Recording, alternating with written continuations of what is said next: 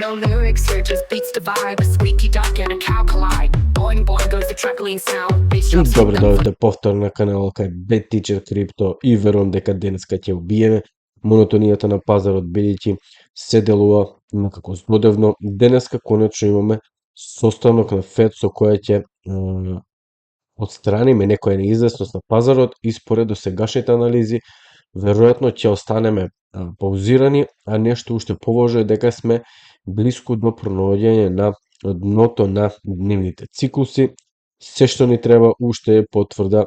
Од кој ќе ја добиеме таа потврда, ќе ја искористиме во наша полза. Секој ќе мора почекаме ден-два после Фед состанокот само за да може пазарите да се ослободат од ликвидноста и конечно ќе видиме која насока ќе ја определи пазарите. Припредувањето секако е доблес, бидејќи ни овозможува да се поставиме правилно на пазарот и секој денеска ќе разгледаме неколку табови, а во меѓувреме ни преостанува само да седиме и чекаме потврда на дневните циклуси кои што моментално се случуваат. Прво ќе ги погледаме тука едни коментари кои што верувам дека се многу точни, затоа што Елиот Веј воопшто нема да го видите на како што вика тука Bloomberg, односно на сите медиуми, затоа што Елиот Веј не е алатка на медиумите, односно Bloomberg и сите останати се дизајнирани да комуницираат само на макро ниво и да ги споделуваат фундаментите кои што може да ги споделат многу брзо, додека пак Елиот Веј му е потребен контекст, сценарија и инвалидации, односно потребна е многу анализа за да се дојде до одреден контекст и секако треба да ги имаме зоните каде што сето тоа нема да биде валидно. И не знам дали сте се запрашале, но запрашајте се зошто техничката анализа воопшто не се споделува на медиумските канали, а верувате дека техничката анализа е една од помојните алатки кои што можете да ги имате во вашиот ракав, затоа што волумот комбинира со техничка анализа ни кажува дека всушност се случува нешто на пазарот пред тоа да се појави на вестите, подоцна ќе го видиме и наративот за тоа што се случува, како што секогаш го правиме тука на нашиот канал. И имаме едни од многу слични циклуси, како што можеме да видиме, ако е ова случајот, би можело да биде многу добро за нас, иако веќе сме позиционирани. Погледнете го, Google првично, пота S&P 500, продолжуваме со најгоре сега и единствениот кој фали тука е Bitcoin кој што не го направил своето движење, па така ќе видиме дали ќе се придржува до стандардниот циклус или пак ќе го направи ова. За сега немаме уште никакви индикации и ова не е главното сценарио на овој канал. И сега константно сите ќе почнат да си ја префрлаат вината од едни на други, како што тоа го прави Трамп. The point of no return, and the United States found it intolerable, in my opinion, based on what Steve and Jared and Pete and others were telling me, Marco, so involved, that I thought that they were going to attack us. I thought they would, if we didn't do this at the time we did it, I think they had in mind to attack us. And the situation. Нормално е сега да има плачење од нивната страна, а ние продолжуваме понатаму да видите само колку всушност и американците се нервозни за тоа што го гледаат на своите екрани моментално. I'm sorry, can you repeat that? We didn't start this war, but under President Trump, we are finishing it. You literally started the war. Pete, there is no we didn't start the war. You literally started the war. Pete, you changed your title to Secretary of War because you love war so much. You started the war. Pete, everybody went to bed Friday night. Everybody went to bed Friday night. No war. We woke up Saturday morning to war. Everyone woke up to a war because you started it. At 11 p.m., the president called you, and he knew you'd be awake because you were probably doing Jaeger bombs because you love bombing shit so much like your own liver. And he said, Pete, I need a distraction. Give me a war. And then you grabbed your phone and said, ChatGPT, I need a distraction. Give me a war, and then ChatGPT gave you a war, and then you named it Operation Epic Fury because your brain is a PlayStation 2, you stupid man! You started this war, and you don't even know how to finish it. You're lying to everyone. You're gaslighting people so much. On every way, you're literally gaslighting people. You're literally burning oil fields on the other side of the world. You have no win condition. We're in a biblical holy war now, and we are being run by the fucking Antichrist, Pete. You have no wins. You have no way out. You're a loser millennial who's failed upwards his entire life. And now the entire world is staring at you, and they can see that you are a naked moron. And now you have to hope that we somehow survive. And the best case scenario for you in the name Pete Hegseth is that it has slowly forgotten the same way we've forgotten the names of all those World War I generals. You fucking donkey.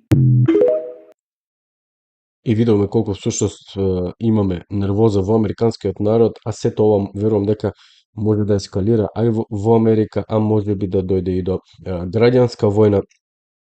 Секако ќе видиме понатаму што ќе се случи, а ние продолжуваме понатаму со нашето тука ново видео. Во претходните видеа кога зборувавме за Иран, спомнавме дека можно е Трамп да однесе копнени трупи таму, а да видиме што се случувало пред неколку дена и за што зборувале. Ќе ни каже овој човек.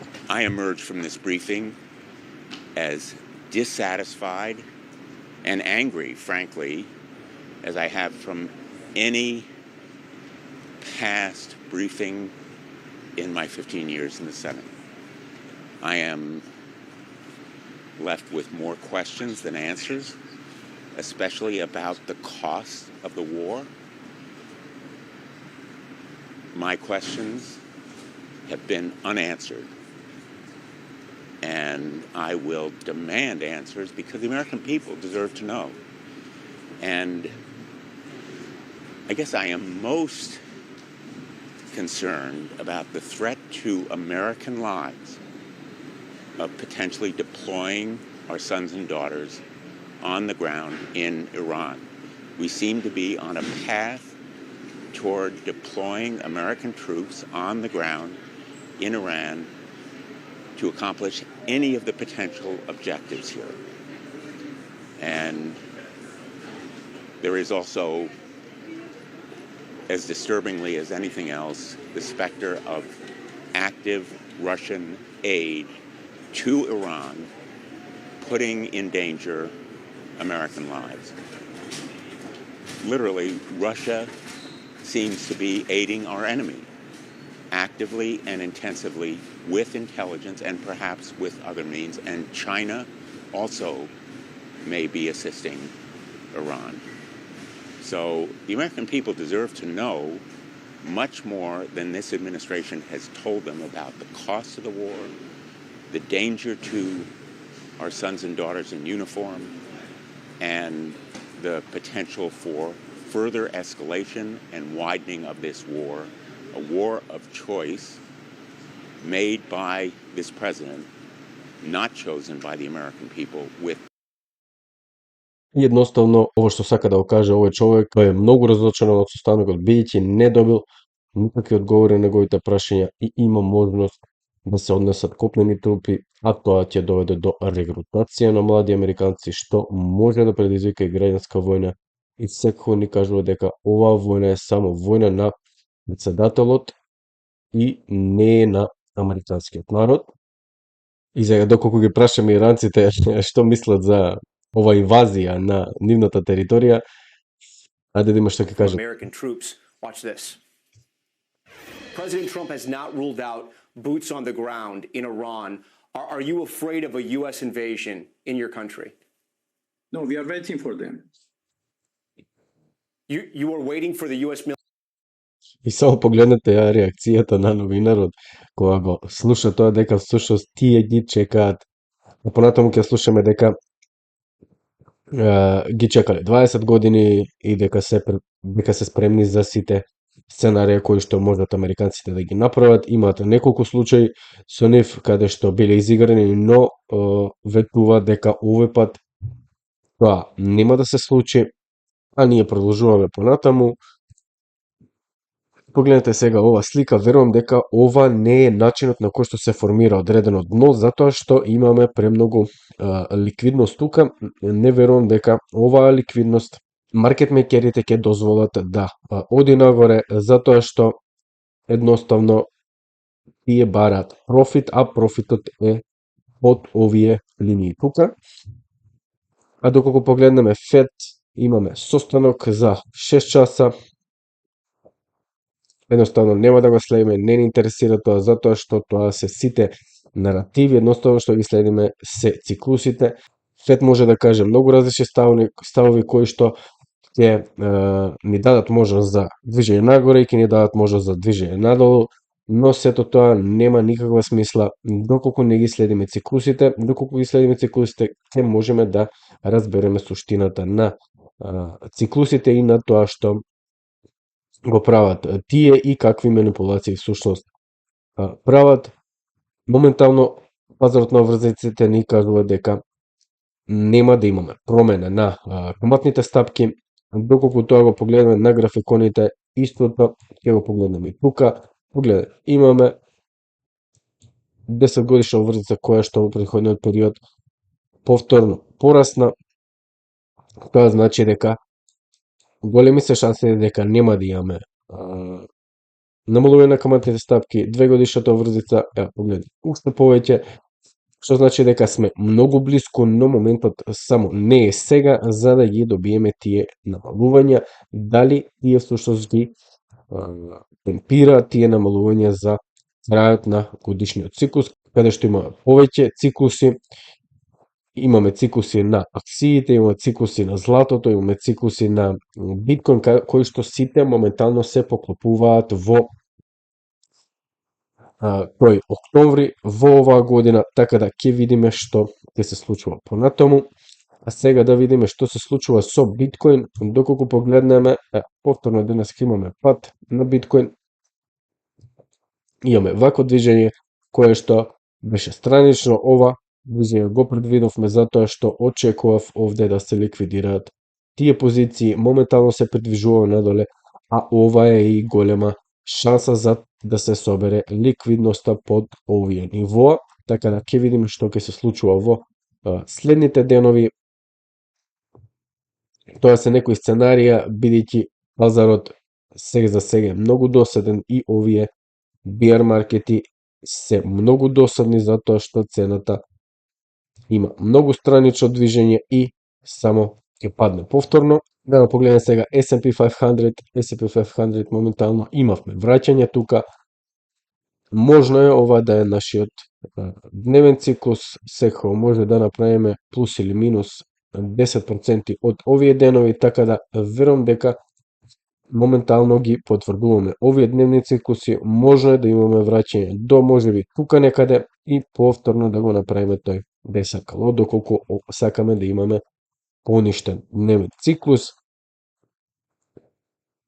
Доколку погледнеме златото моментално е на една од пониските нивоа. Моментално очекуваме формирање на дневниот циклус за златото, кој што малку се одолжи, но верувам дека ќе биде тука некаде во овој опсек, така да се уште немаме никаква потврда. Доколку поставиме сега една тренд линија, со пробивање на оваа тренд линија ќе видиме каде ќе се формира тој дневен циклус. Верувам дека имаме уште можност за да се случи ова. Доколку добиеме корекција повторно на биткоин, големи се шансите дека златото ќе го прави ова. А доколку се вратиме на нашиот алткоин, погледнете го Фед. Фед денеска, добро, денеска има мал пат, но погледнете го ова движење од претходните нивоа. 83%. И дали е добро време се проведе, искрено не знам што да ви кажам. Потребно е да се акумулира на долг период. Може да добиеме уште едно ниво, затоа што погледнете што се случувало предходно. Доколку она сценарио се исполни со биткоин кој што го очекуваме, овие цени би требало да дојдат можеби повторно на овие нивоа. Но ајде да видиме, затоа што погледнете ги предходните случаи. Имаме огромен раст и потоа бавно крварење, огромен раст, бавно крварење до пониски нивоа, повторно огромен раст ќе имаме или повторно бавно крварење. Едни од позначајните циклуси кои што треба да се случат е и оној во јуни, затоа што тука ќе го имаме неделниот циклус и ќе мора да видиме што тука ќе се случува. Сега ќе погледнеме и доминацијата. Доминацијата е, како што гледаме, повторно доминацијата на USDT се враќа, ја следи оваа тренд линија. Погледнете, првата тренд линија ја имавме околу 25 октомври и знаевме дека тоа ќе продолжи нагоре. Потоа ја направивме оваа тренд линија во јануар и уште сме над неа. Моментално се враќаме, имаме ресет на овие индикатори. Погледнете. Огромен пат тука и сега моментално веројатно ќе се заоблиме тука и ќе продолжиме повторно нагоре насока. Доколку погледнеме на неделно ниво малку се оладени индикаторите, но полека се враќаме. На месечно ниво немаме никакво ладење на индикаторите, затоа што веројатно она што следува е уште неколку свети нагоре за да го формираме дното на биткоин. Доколку ја погледаме сега биткоин, доминацијата се уште ја следи оваа тренд линија која што ја имаме уште од 2022 година и сега дали ќе пробие, па ќе добиеме една алткоин сезона, како што видовме некои индикации, така да ќе видиме, но сето ова само се движи странично, барем сега за сега, и ќе видиме дали ќе падне надолу.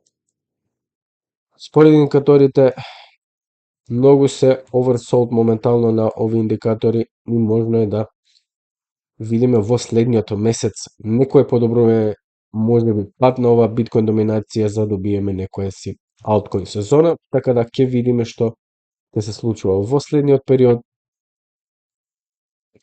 Сега да ја погледнеме и нафтата, што се случува со нафтата.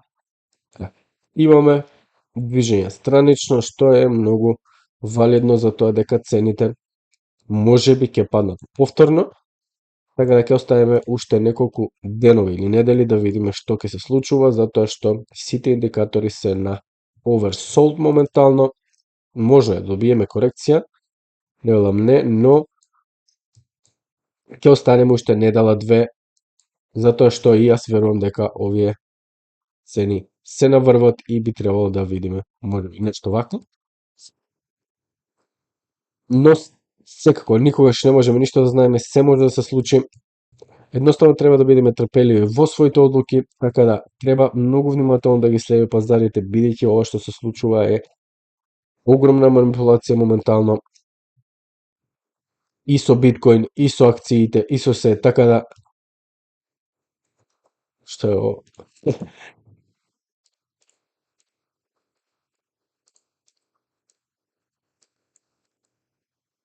Ево, гледате како повторно се одбиваме од оваа зона моментално.